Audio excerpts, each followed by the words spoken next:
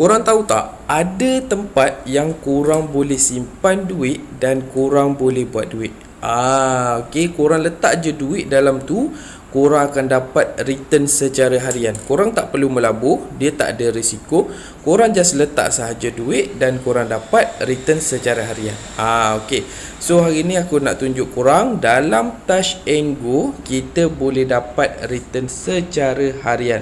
Okey, so kalau korang tengok dekat sini, dia ada Touch and Go e-wallet dengan Go Plus. Okey, yang korang akan dapat return secara harian adalah dekat Go Plus. Okey, Go Plus dia bagi kadar pulangan secara harian. Okey, 3.03. Okey, yang tu bukan secara harian. Nanti saya ajar cara pengiraan dia. Okey, so tu kadar rate untuk setahun. So kita kena bagilah. Okey, sekarang ni kita nak tengok berapa pulangan dia. Okey, oleh disebabkan saya ada RM8 sahaja, so return saya pada hari ini adalah 0.0043. So tak sampai 1 sen lah kalau ada RM8. Okey, so tapi kalau korang ada lebih daripada tu, so korang akan dapat banyak lagi lah. Contoh sekarang ni kita tengok, lihat pada semua. Okey, kalau korang ada 300 lebih, so korang akan dapat lebih kurang 3 sen. Okey, kalau korang ada 1,000, lebih kurang dalam 10 sen. Lebih kurang, okey, anggaran dia untuk harian. Okey, 300, 3 sen, 1,000, lebih kurang dalam 10 sen. Okey, lebih kurang macam tu lah. Sekarang ni kalau korang tengok, korang letak saja duit dalam ni, korang akan dapat return secara harian. Okey, so pengiraan dia macam mana? So saya tunjuk. Okey, 3 dengan kadar rate yang dia bagi adalah 3.03 guys. So kita letak sini 3.03%. Okey, korang darabkan dengan duit yang korang nak simpan. Contoh 1,000. Okey, 1,000. So korang akan dapat lebih kurang setahun RM30.30. Tapi yang ni untuk setahun. Kalau untuk sehari, korang kena bahagikan dengan 365 hari.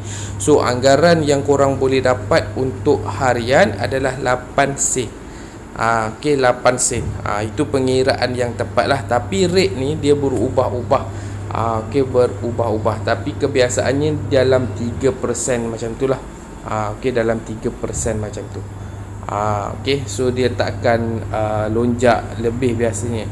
Dulu ada dia bagi 4%, tapi sekarang dah jadi 3%. Tapi still lagi okey daripada korang simpan duit korang tu dekat dalam bank dan duit tu tak ada buat apa. Sekarang ni duit korang dah bekerja secara harian, dan kalau korang nak guna pun boleh.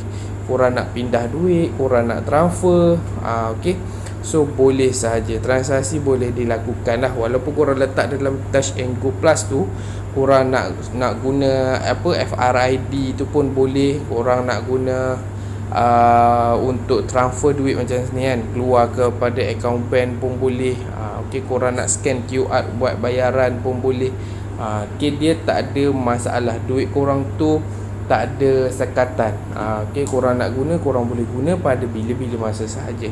So kalau korang nak guna Touch and Go ni, korang pergi dekat Play Store, download dekat dalam tu Touch and Go. Okey, nanti dekat sini masa kalau korang nak buat untuk Touch and Go Plus tu, okey, korang boleh tengok dekat bawah ni ataupun tekan dekat butiran ni. Lihat butiran baki. So dekat bawah ni akan ada Touch and Go Plus. Tu dia tulis Go Plus.